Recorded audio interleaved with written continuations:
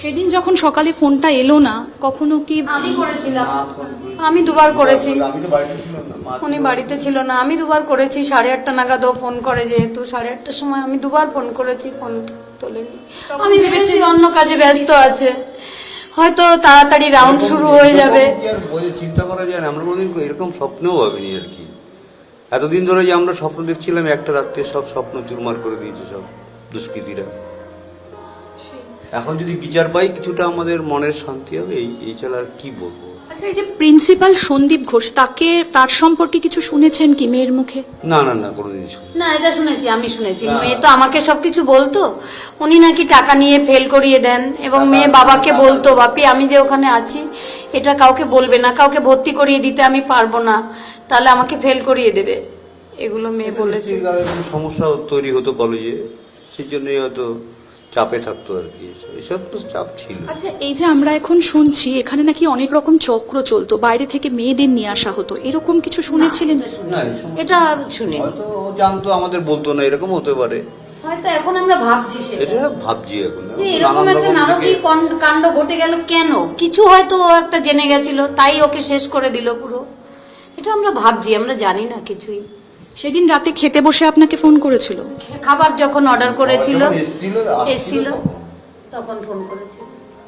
মেয়ের হবি কি ছিল, লেখা ছাড়া সিনেমা দেখতে যাওয়া বা বন্ধুদের সাথে? সেদিন যেমন ওই যে বলছে যে খেলা দেখছিল, কোনোদিন খেলা দেখে না। মেয়ের পড়াশোনাই হবি, পড়াশোনা। আমি এমডি করার পরে ডিএম করব, এবং তার জন্য কোর্সও কিনে ফেলেছিল অনলাইনে, ওটা পড়াশোনার জন্য, টিউশন নেওয়ার জন্য।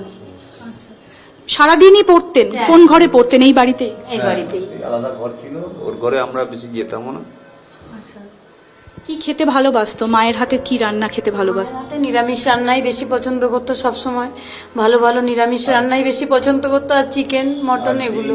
আর ডিম খুব ফেভারিট ছিল, মানে ডিমটা সে ফুরিয়ে না যায় ওরকম একটু একটু করে খেত। মালদাতে 1 মাস ছিল, তাতেই ওর মানে ওকে প্রতিদিন দুপুরবেলা 2টো করে ডিম দিত, সবাইকে একটা ডিম দিত। ও খুব কম কথা বলতো, কিন্তু কাউকে এড়িয়ে যেত না, সবাইকে একটু হাত দেখাবে বা হাসি মুখে চলে যাবে টাইম না পেলে, কাউকেও অসম্মান করতো না কখনো, সবাইকে খুব ভালোবাসতো। এই যে অটোতে যাতায়াত করতো প্রথমে 4-5 বছর এমবিবিএস পিরিয়ডে, তারপরেও এতদিন তো অটোতেই যাতায়াত করতো। প্রতিটা অটোওয়ালা আজকে শোকাহত হয়ে গেছে ওর মানে অনুপস্থিতিতে। এমনকি অনেকে এখানে যিনি বই বিক্রি করে, দুধ বিক্রি করে, তারাও বলছে বই কাকু, দুধ কাকু, এগুলো বলে আমাদের আর কেউ ডাকবে না। সত্যি আমরা সবাই বুঝতে পারছি, আমরা সবাই দেখেছি। এই যে আরজি করে তার পরের দিন আমরা 14 তারিখ রাতে দেখেছি, এই যে একটা তীব্র ভাঙচুর, সব ভেঙে চুরিয়ে দেওয়া হলো। আপনারা কি মনে করেন কোনো প্রমাণ লোপাটের চেষ্টা হয়েছিল? না, আমার মনে হচ্ছে এটা প্রতিবাদটা যাতে মেয়েরা রাস্তায় বেরিয়েছিল, সেটা কারো সহ্য হয় নাড়িয়ে দিতে চেয়েছিল কেউ, যাতে ফোকাসটা চলে যায়, যাতে এই প্রতিবাদটা থেমে যায়। কিন্তু যে এই সমস্ত তারা বুঝতে পারছে না যে এই যে ঘটনা ঘটেছে, নারকীয় ঘটনা, এটা সবার মনে একটা নাড়া দিয়েছে, সেটা এখনো সবাই জাজ করতে পারছে। তাহলে তারাও আজকে বিচারের জন্য ঝাঁপিয়ে পড়তো। আমি আপনাদের মাধ্যমে ছাত্রদের কাছে একটা বার্তা দিতে চাই। আমি এক সন্তানহারা মা, তারা যেভাবে আমার পাশে দাঁড়িয়েছে, তারা আমার সন্তানের মতো। আমি একটা সন্তান হারিয়ে কোটি কোটি সন্তান পেয়ে গেছি, তারা যেন আমি যতদিন বিচার না পাই আমার পাশে থাকে, এবং তাদের অন্তরের কৃতজ্ঞতা জানাই, ভালোবাসা জানাই। আমরা আছি সবাই, আমরা সংবাদ মাধ্যম হিসেবে আমরা অবশ্যই আপনাদের বার্তা গোটা দেশের কাছে পৌঁছে দিতে চাই। একটা বিষয়ে অত্যন্ত, যদিও যে ঘটনাটা ঘটে গেছে অত্যন্ত নারকীয়, বলা যাচ্ছে না বেশি কথা, আমরাও বলতে পারছি না, বাকরুদ্ধ হয়ে যাচ্ছে। কাকু, একটা কথা, এই যে আরজি করে নিরাপত্তা এবার সেন্ট্রাল ফোর্সের হাতে এলো, সেন্ট্রাল দায়িত্ব নিল, এটা কি আরো আগে হওয়া উচিত ছিল বলে আপনার মনে হয়? সেটা এই ব্যাপারে আমরা, কারণ আমরা এই সমস্ত ব্যাপারে তো কোনোদিন চিন্তা ভাবনা করিনি, আর এই নিয়ে কি মন্তব্য? মেয়ে কি কোনোদিনও বলতো যে আমি ফাঁকা থাকি, একা থাকি, লোক থাকে না? না, এসব কখনো বলতো না, এসব থাকতেও না। ওদের মানে 10 জন ওর ইয়ারের 9 জন ছেলে, ও একা মেয়ে, কোনোদিন কিন্তু একা ফিল করেনি, সবাই খুব বন্ধুর মতো ছিল ওরা। এমনকি বাড়ি থেকে আমি একটা টিফিন বানিয়ে দিলে ওটা ওরা সবাই মিলে ভাগ করে খেয়েই ফেলতো। এটা আমাকে বলতো, মা তাদের মধ্যেই কেউ মানে এখন তো দেখতে পাচ্ছি যে তাদের মধ্যেও কেউ থাকতে পারে এই সমস্ত ঘটনা, নারকীয় ঘটনার সঙ্গে জড়িত।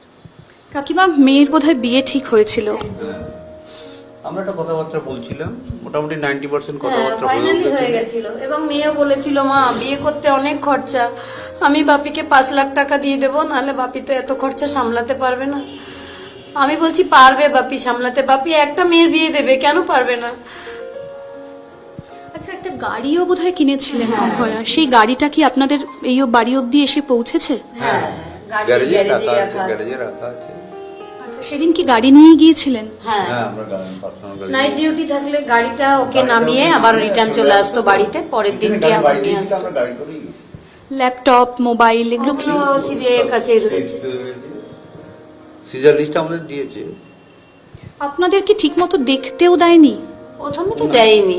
প্রথমে তো দেয়নি। আমরা তো গিয়ে ফার্স্ট আগে মেয়েটাকে দেখবো এই অবস্থা তো ভাবতে পারিনি। আমি বারবার পুলিশকে মানে বলেছি আমাদের মেয়েটাকে দেখতে দিন, দেখতে দেয়নি।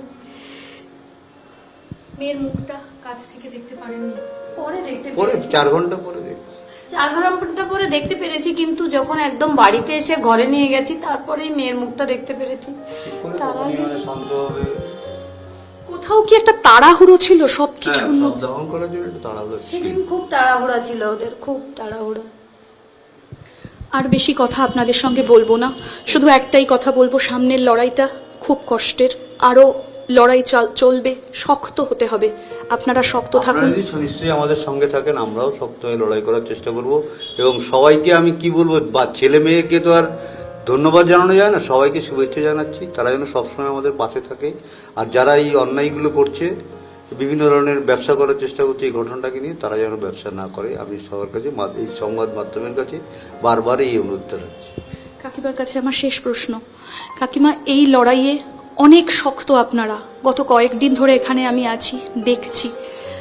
বাকি যারা অভয়ার মতো, তারা যারা রাস্তায়, আমরা আজকে প্রত্যেক দিন ফিরছি, পুলিশ তো রয়েইছে, কোথাও কি মনে হয় যে আমরা মনুষ্যত্বটা আস্তে আস্তে হারিয়ে ফেলছি, কাউকে ভরসা করতে পারছি না? এরকম কি কোথাও আজকে মনে হচ্ছে আপনাদের? এখন তো মনে হচ্ছে একমাত্র মেয়েকে হারিয়ে সে একটা এত সেফ জায়গায় সে ছিল, সেখানেই তার সাথে এরকম ঘটনা ঘটেছে। এবার আপনারা যারা রাস্তায় কাজ করছেন তাদের আমার ভয় হচ্ছে, সেফ নয় মনে হচ্ছে আমার। কোনো বার্তা দিতে চান কি আমাদের মধ্যে দিয়ে? আমরা তো যে বার্তা দেওয়ার দিলাম, প্রশাসনকে এটাই বার্তা দিচ্ছি, যাদের সবাইকে সুরক্ষা দেওয়ার চেষ্টা তো প্রশাসনের করা উচিত, সেটা করুক।